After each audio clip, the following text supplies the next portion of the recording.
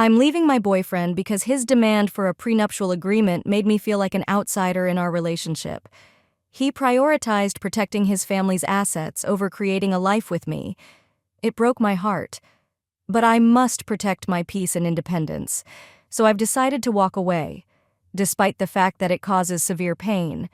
I am 34 years old and recently ended my relationship with my 34-year-old boyfriend due to a prenuptial agreement. I have been with my boyfriend for about 2 years. Everything is going well, and we love each other. We've been talking about marriage, and he mentioned that he wouldn't marry me without a prenup.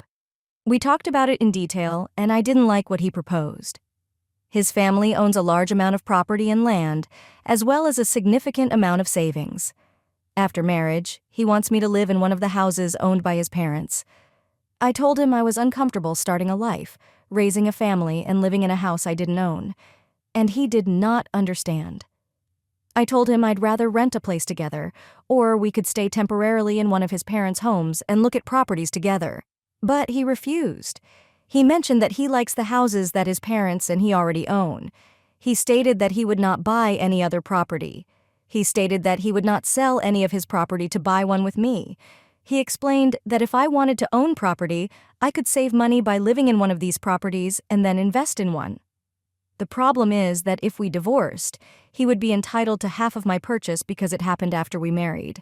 He said I could pay his parents' rent if I felt I didn't belong on the property. He said I could buy half of the house we live in from his parents. The problem is that I don't like the houses he and his parents own.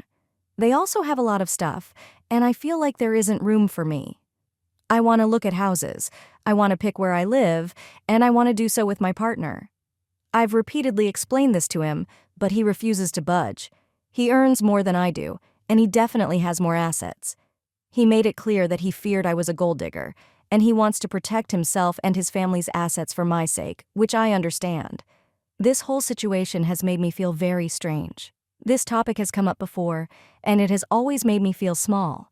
It makes me believe that all he cares about are his assets. It gives me the impression that he only wants me if I fit into the life he has already created for himself and is unwilling to create one with me.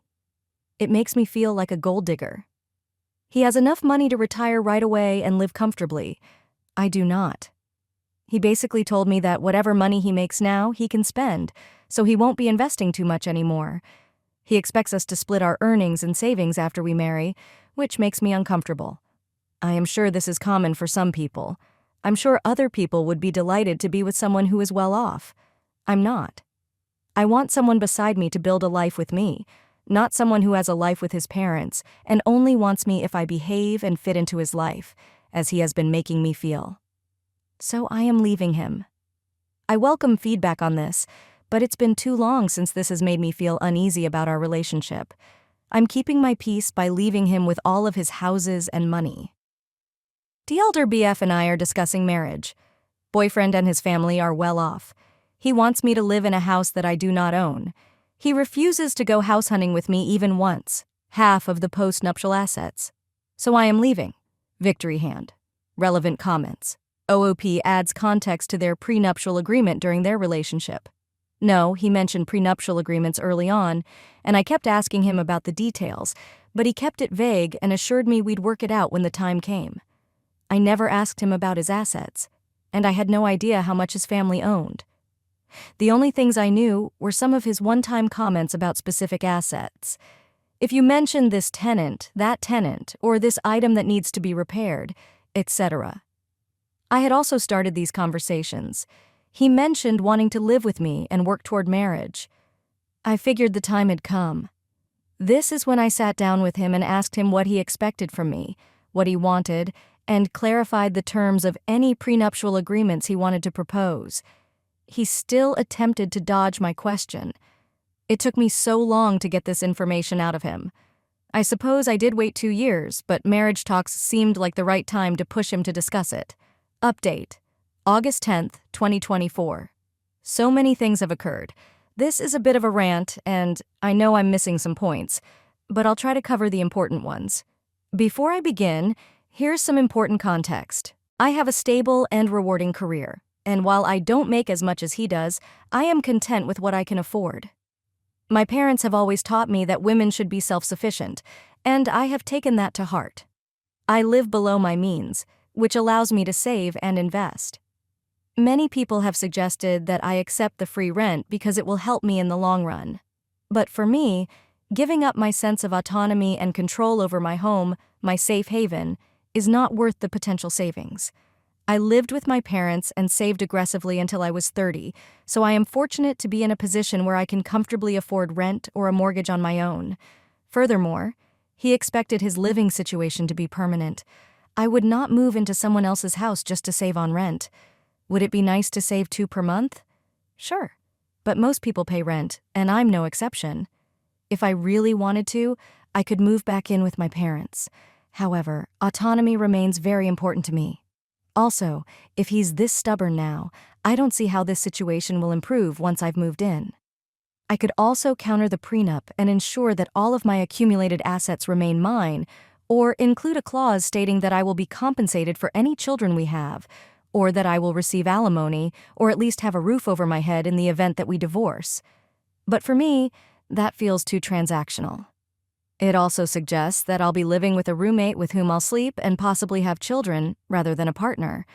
I prefer to feel like we're all in this together. He can keep what he has, but I want to build what is ours. Furthermore, if everything is completely separated, it will open up a new can of worms. How will our expenses be divided if I'm working? And he is just chilling. What happens once we have children? He has saved money for them. But will I have a say in how we spend the money? I understand that these issues can be worked out, but this is not the type of marriage I want. I cannot predict everything that will happen, and I do not believe I can include it in a contract. And it has already been extremely heartbreaking for me. I don't want to go through this anymore. Anyway, yada, yada. I'll just say that it felt like I was being denied my autonomy, stonewalled, and treated as a hostage. Okay, on to the updates.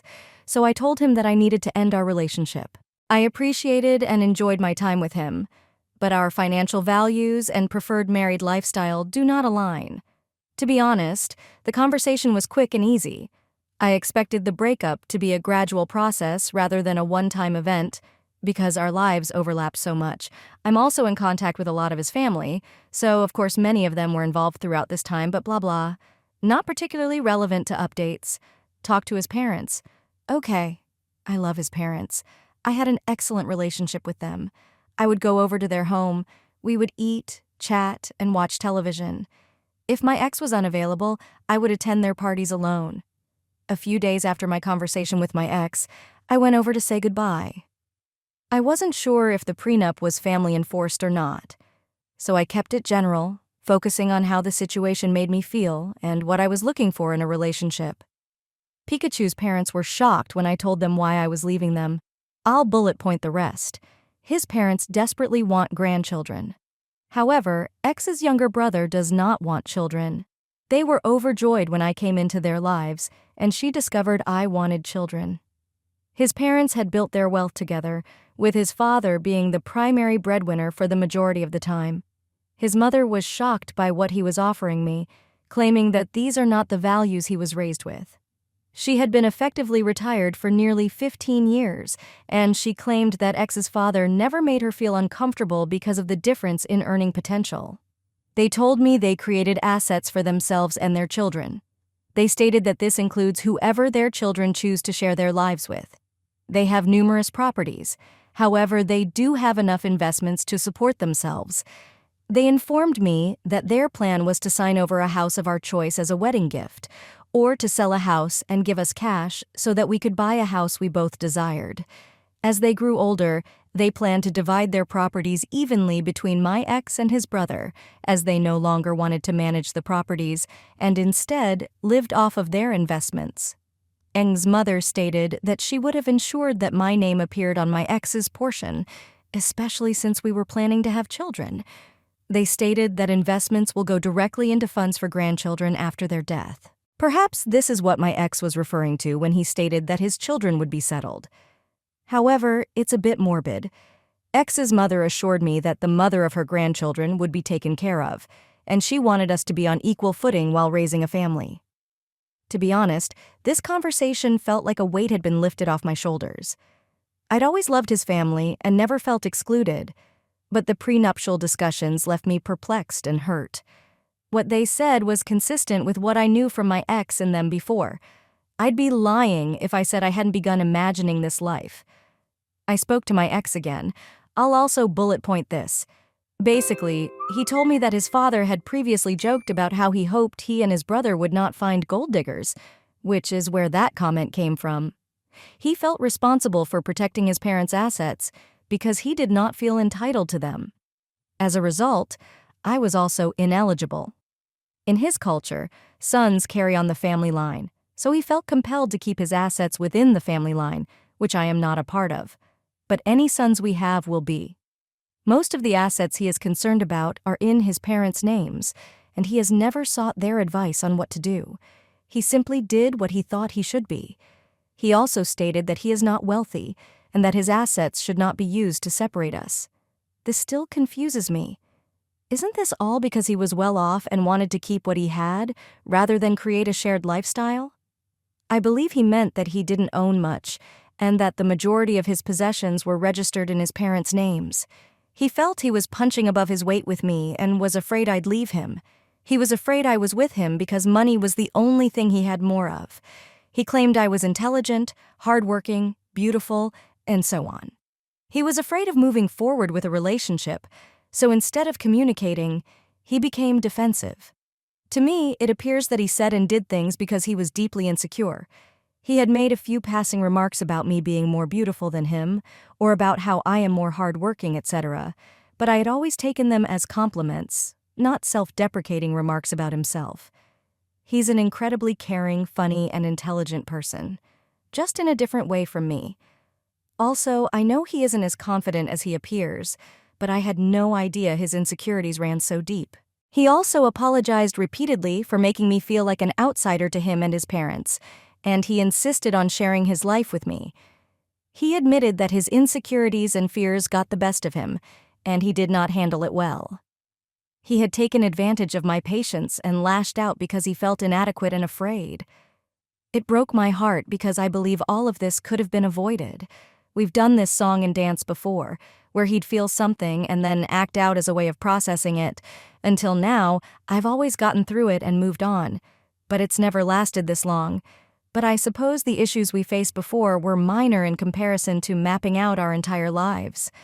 I've encouraged him to seek individual counseling, and we've gone to couples counseling together. But I can't make him sit down and identify his emotions or use the tools we were taught.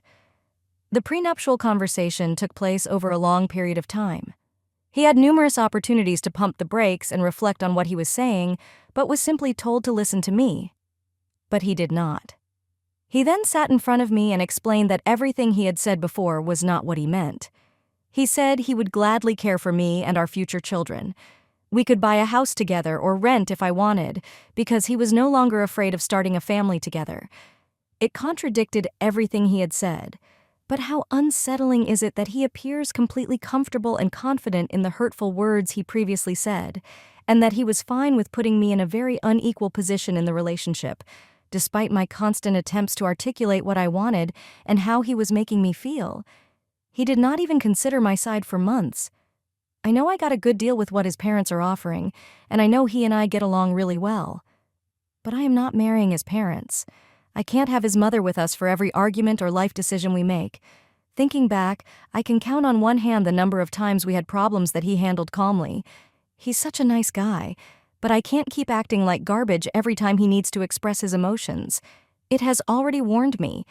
He is a grown man. He is intelligent and intuitive. He has had 2 years to learn to communicate with me. And he is not.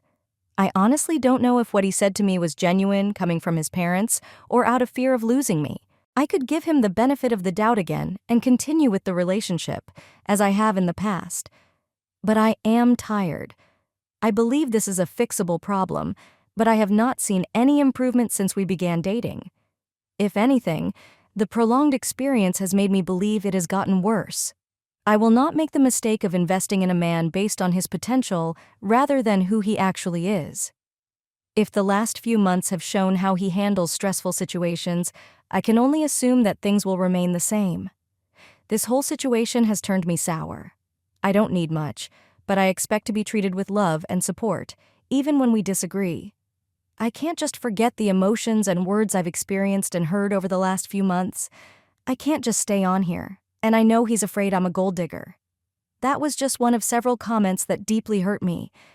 I believe life will have many more ups and downs, and I cannot imagine the difficulties we will face if this is how we communicate. Even after identifying it and working on it in therapy, I'm still choosing to walk away from my prenuptial agreement. But it is leaving, and this hurts even more. I know it will hurt for a while, but I hope I can avoid heartache and complications in the future. Who knows whether it was meant to be? Perhaps we will find our way back. For the time being, I've informed him and his family that I require some privacy and time. I know it appears that I'm giving up a lot, but there are some things I can't include in a post. I actually wrote the above quite early, but I didn't post it because I didn't feel like it was finished. But after all this time, I know it is. It's been tough, and it's only been a few months, but I'm confident I made the right decision. It's difficult to watch everyone marry and have children, but that's life. I am proud of myself for leaving, and I am slowly healing.